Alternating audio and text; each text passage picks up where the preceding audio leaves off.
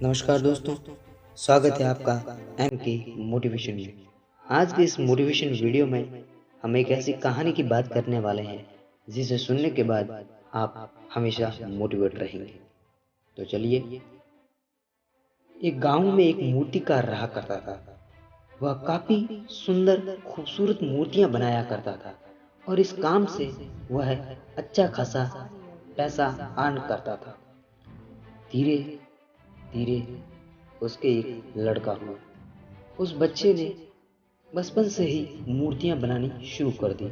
बेटा भी बहुत अच्छी मूर्तियां बनाया करता था और बाप अपने बेटे की कामयाबी पर बहुत खुश होता था। लेकिन हर बार बेटे की कमियों में मूर्तियों में कोई न कोई कमियां निकाल दिया करता था।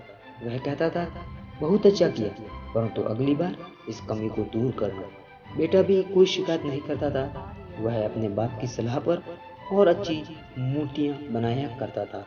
इस लगातार सुधार की वजह से बेटे की मूर्तियां बाप से अच्छी बनने लगी और एक ऐसा वक्त आया कि लोग बेटे की मूर्तियों को बहुत पैसा देकर खरीदने लगे, जबकि बाप की मूर्तियों उसकी पहली कीमत पर ही बिकती थी।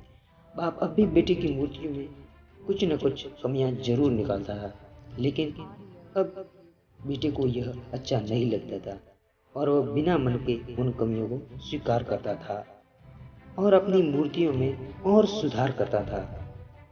एक वक्त ऐसा आया कि बेटे के सब्र ने बाप को जवाब दे दिया।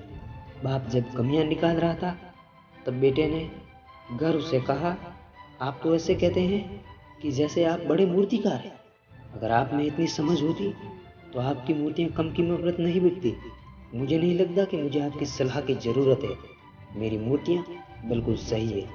बाप ने बेटे की यह बात सुनी तो उसे बुरा लगा और उन्होंने उसे सलाह देना और मूर्तियों में कमियां निकालना बंद कर दिया। धीरे धीरे कुछ समय तक तो बेटा खुश रहा, लेकिन उसने धीरे धीरे इस बात को जान लिया कि अब लोग उसकी मूर्तियों को इतनी तारीफ नहीं करते जितनी पहले किया करते थे और उसकी मूर्तियों के दाम भी बढ़ने बंद हो गए। शुरू में बेटे को कुछ समझ नहीं आया।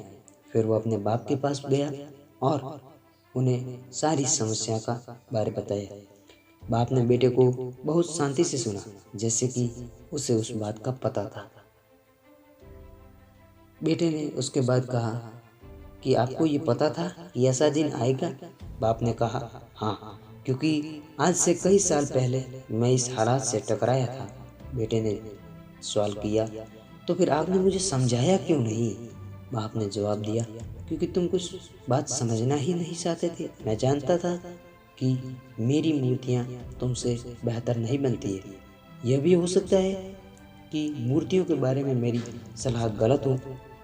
ऐसा भी नहीं कि मेरी सलाह से तुम्हारी मूर्तियाँ सही बन रही हो, लेकिन जब मैं तुम्हारी मूर्तियों में कमी दिखाता था तब तुम उसे और बेहतर बनाने की कोशिश करते थे, और वही बेहतर होने का कारण है तुम्हारी कामयाबी।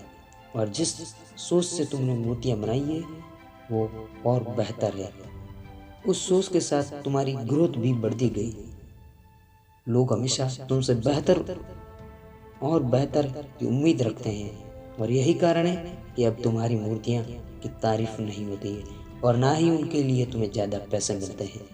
बेटा थोड़ी देर चुप रहा, फिर उसने सवाल किया, तो अब मुझे क्या करना चाहिए जिससे मैं अपने अंदर सुधार ला सकूं? बाप ने सिर्फ एक लाइन में जवाब दिया कि तुम्हें हर समय यही सोचना है कि मैं इस कार्य में और सुधार कैसे लाऊं। ऐसा करने से तुम्हारी मूर्तियाँ और बेहतर बनेगी, उसे लोग और ज़्यादा पसंद करेंगे। इस कहानी से यही निष्कर्ष निकलता है कि हमें अपने अंदर की कमियों को ज़्यादा से ज़्यादा सुधार करना चाहिए। ज़िंदगी में हमें अपनी अंदर की कमियों को ज़्यादा से ज़्यादा सुधार करना चाहिए। धन्यवाद।